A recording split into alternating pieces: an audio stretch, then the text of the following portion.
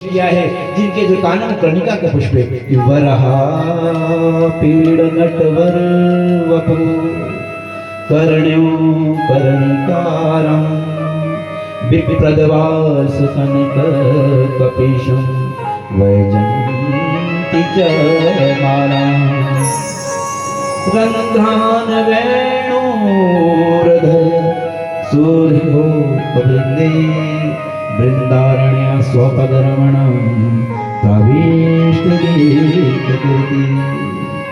भगवान का ही कन्हैया का स्तवन करती रहती पूरे दिन जो है, कब कन्हैया आएगा, कब उसको माखन मिश्री खिलाएंगे, कब जो अपने कन्हैया को अपनी गोदी में बिठाएंगे, कब जो है गोपियां हम जो है कन्हैया से प्रेम करेंगी, कब जो है कन्हैया हमारे घर में आएगा, हमारे साथ श्राद्ध करेगा, हमारे घर में माखन मिश्री चुराएगा। इस तरह से पूरा दिन गोपियां जो है कृष्ण के ही विचार में रहती। और मां ने कस के पकड़ लिया, हम अपने कन्हैया को कोई नहीं, मैं अपने कन्हैया के बगैर एक क्षण भी नहीं रह सकती। अक्रूर जी, आप अक्रूर नहीं, आप क्रूर बन के मेरे जो महल में आए, निकल जाओ मेरे महल से, निकलो यहाँ से, भाग मैं अपनी लाला को।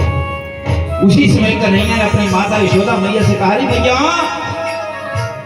तुम तो हमें कहीं नहीं जाने देती, एक मेला मेला देखने जाऊंगा तो मां ने एक रखा है कन्हैया के गाल पर, चुप हो जा, तू कहीं नहीं जाएगा, तू कहीं नहीं जाने वाला है, तुझे क्या पता है, तू जानता है कंस को। भगवान मन में सोचे, अगर मैं यहां से नहीं जाऊंगा तो कंस को कैसे मारूंगा, तो आगे की लीला कैसे करूंगा। अक्रूर जी सोने के लिए गए हैं, नंद बाबा भी सोने के लिए गए हैं, और माता यशोदा के साथ कन्हैया 11 वर्ष के हो गए हैं, परंतु माँ का स्तनपान अभी नहीं छोड़ा है। माँ का स्तनपान करते हैं अभी।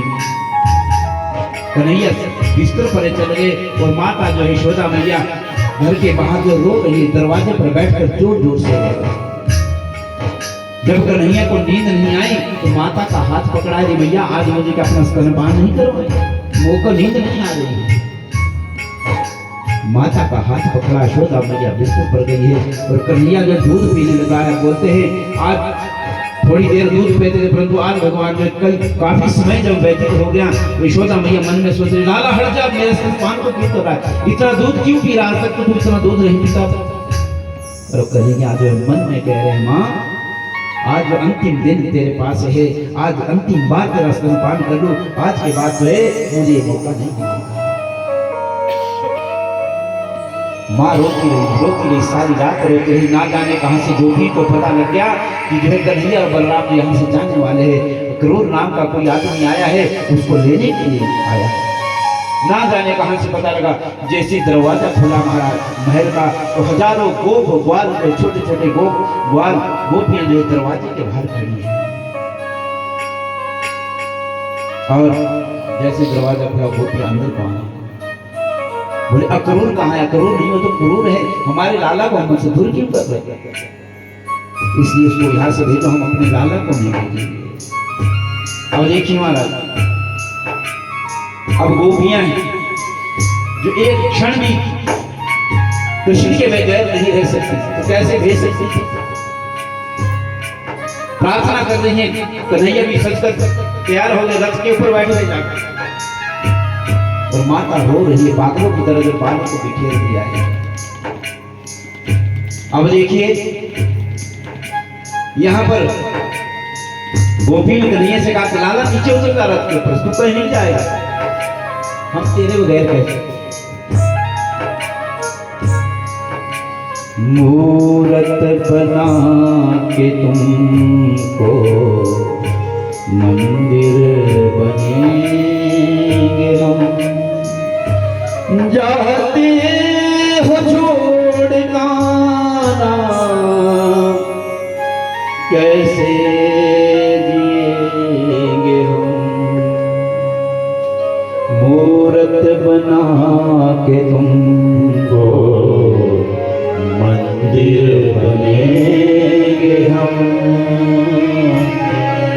जाते हो छोड़ना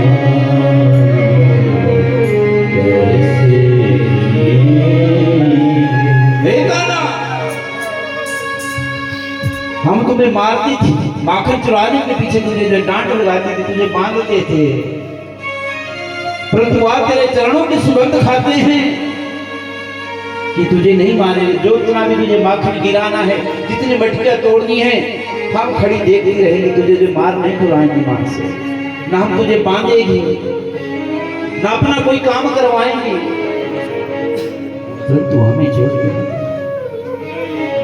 गोपियां कह रही हम तुझे अपने जो है दिल में रखेगी, अपने जो अंदर मंदिर बना के तुझे बैठाएंगी, परंतु तू हमें छोड़ के मत जा।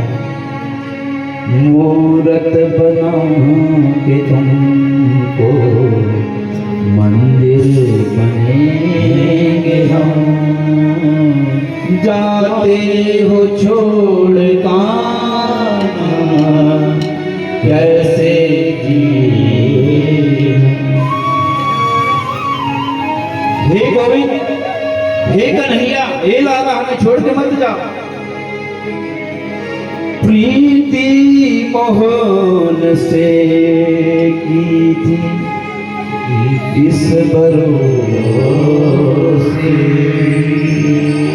कि 4 दिन जिंदगी गुजर जाएंगे,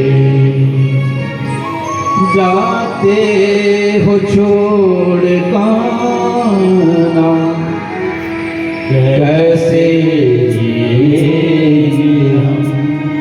कन्हैया। हमने सोचा था कि 4 दिन की हमारी जिंदगी है, आज है कल नहीं होगी।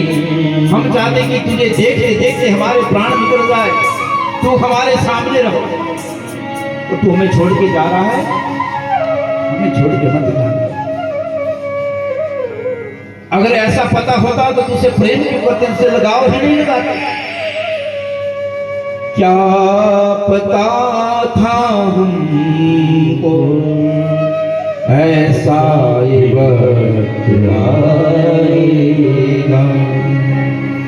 कि बाधा करके हमसे दूर चला जाएगा, जाते हो छोड़ कैसे जिएंगे हम।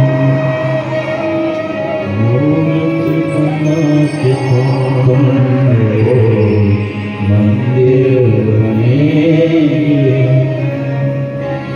जो मैं ऐसा जानती, प्रीत करे दुख हो। अगर हम ऐसा जानती तो तुझसे प्रेम नहीं करते, तुझसे प्रीति नहीं करते।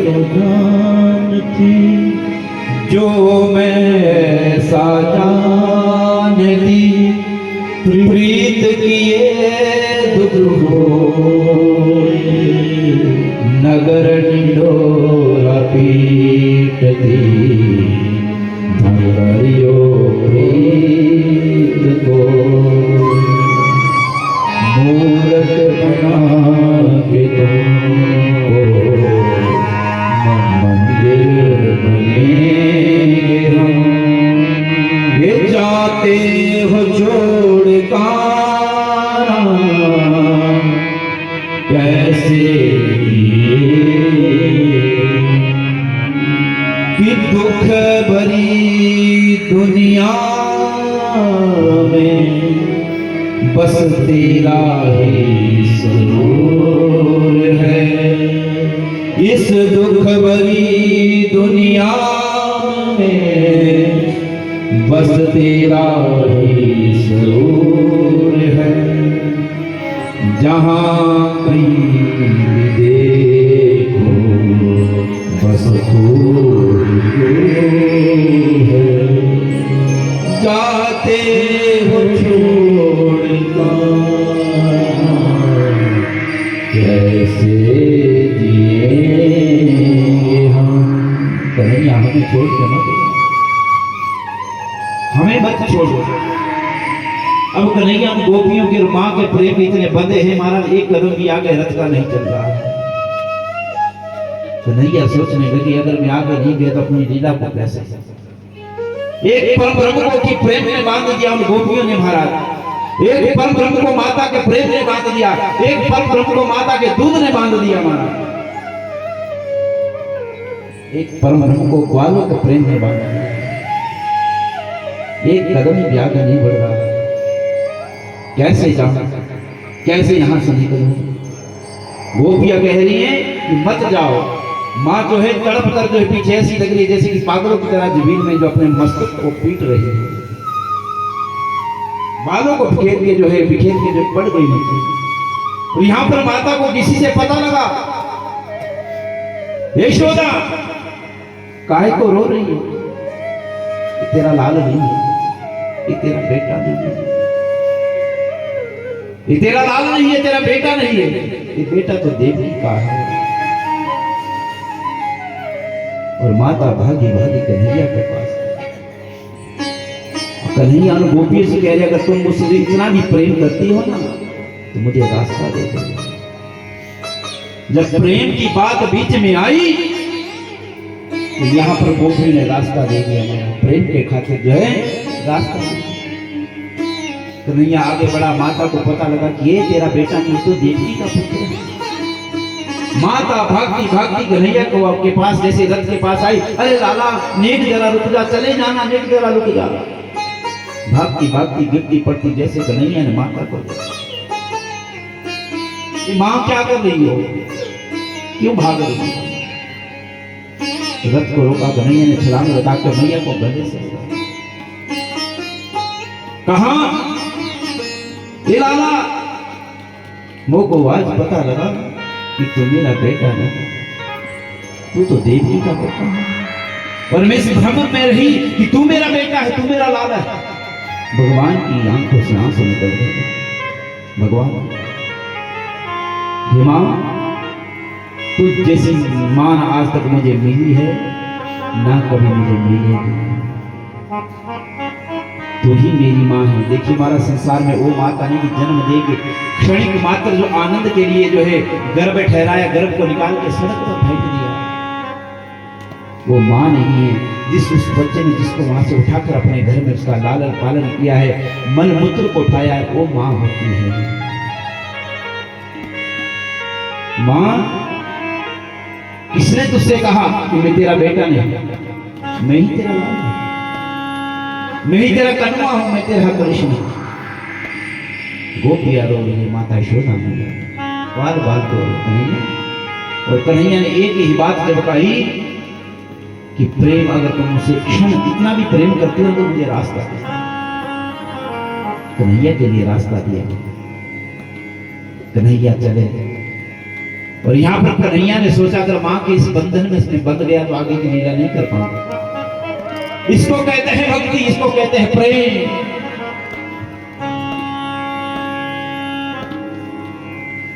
प्रेम का मतलब अंदर है, आनंद हमारे अंदर है, प्रेम हमारे अंदर है।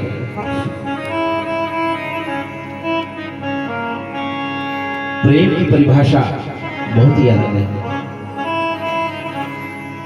तो कन्हैया ने कहा कि अगर मुझसे प्रेम करती है ना तो मुझे रास्ता दे।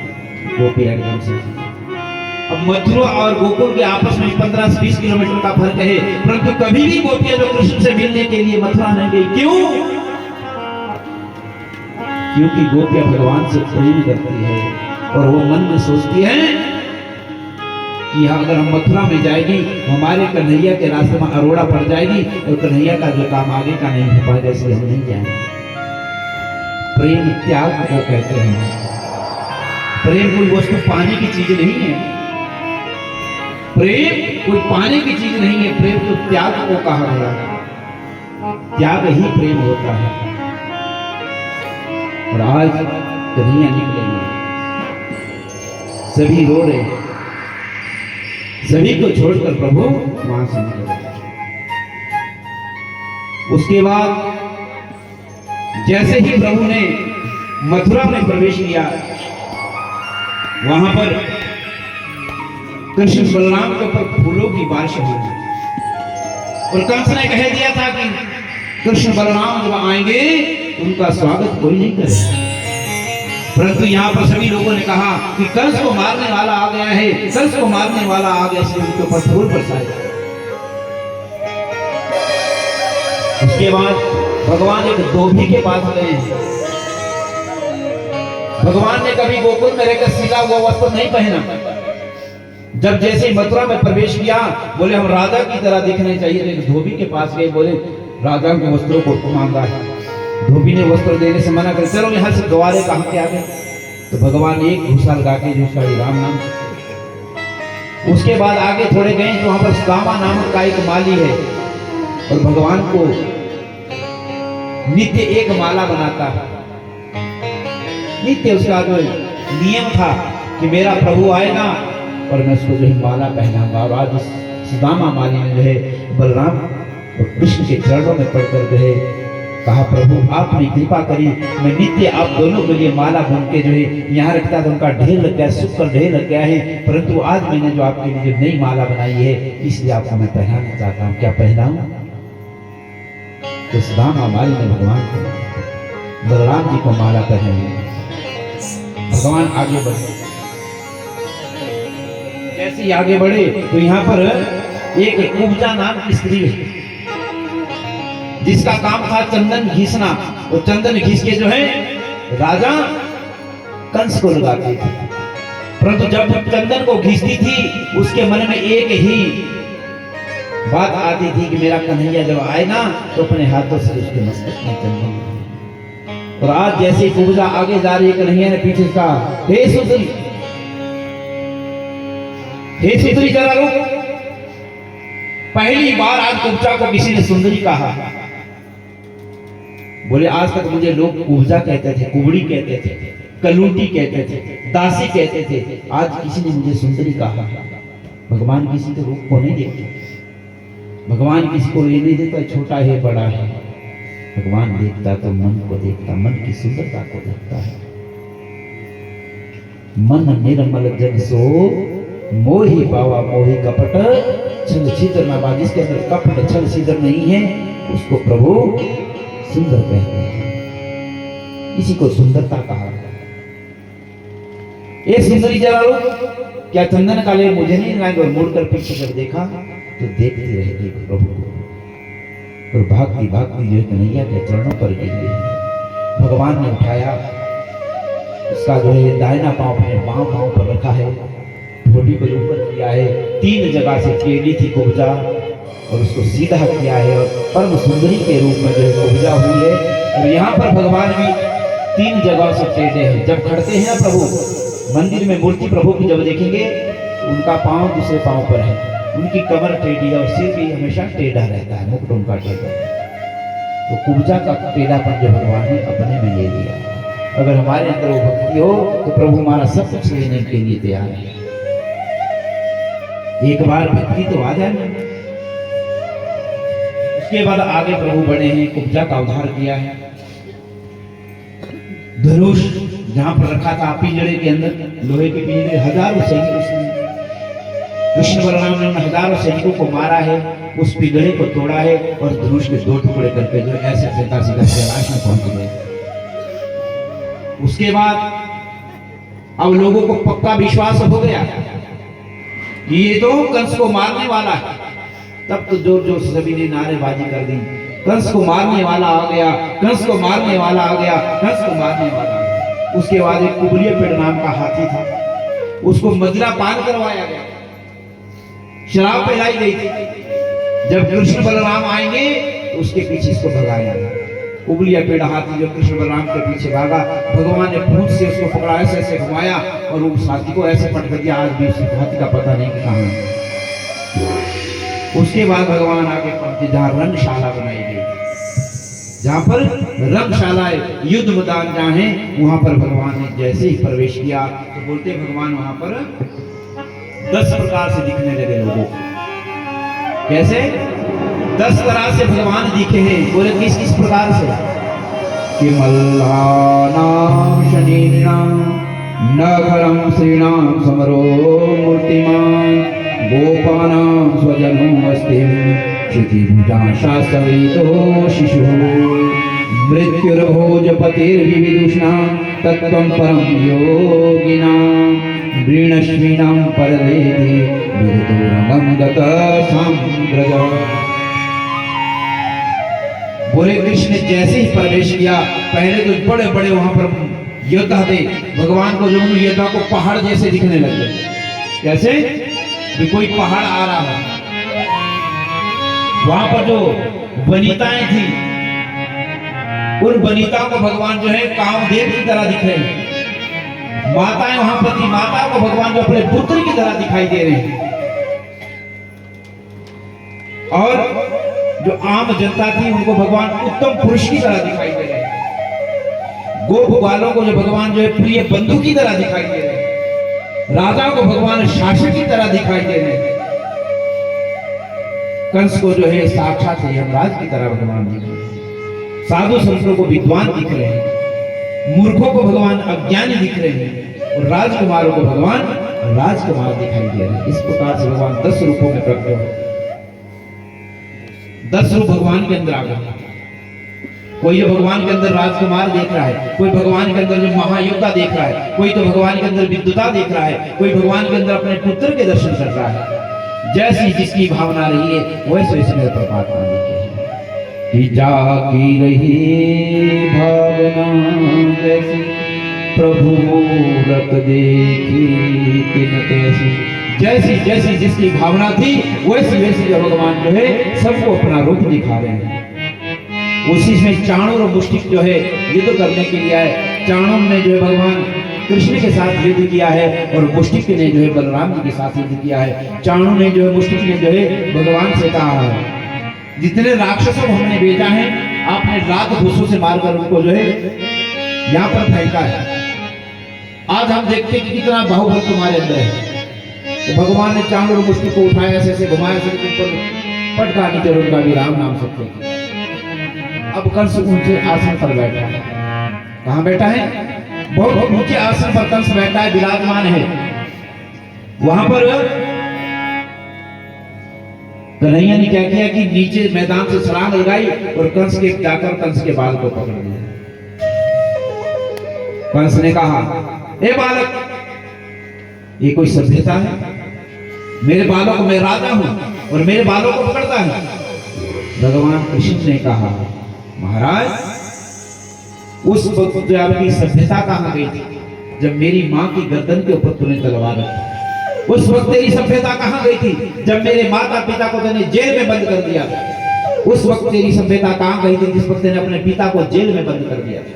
उस वक्त तेरी सभ्यता कहां गई थी जब तेने जो है छोटे छोटे जो है 6 बालकों का वध किया? तेरी सभ्यता कहां गई? अब तू बोलता है सभ्यता, मैं राजा हूं। और भगवान ने खींचा पौड़ी से ऊपर बालों से लाया वहीं पर जहां पर मलयुद्ध हो रहा था, वहां से पकड़कर वहां लेके जहां पर वो जेल थी, जेल के दरवाजों को भगवान ने तोड़ा था। और उसी जेल के अंदर जो शिला पर जो है 6 बालकों को पटक पटक कर जो है कंस ने मारा था, भगवान ने टांगों से कंस को पकड़ा है और 6 बार जो शिला पर जो है 6 बार पटक पटक कर कंस का बोल कृष्ण भगवान की जय। इस प्रकार के कंस का वध भगवान ने यहाँ पर किया। उग्रसेन को जिसके बाद जेल से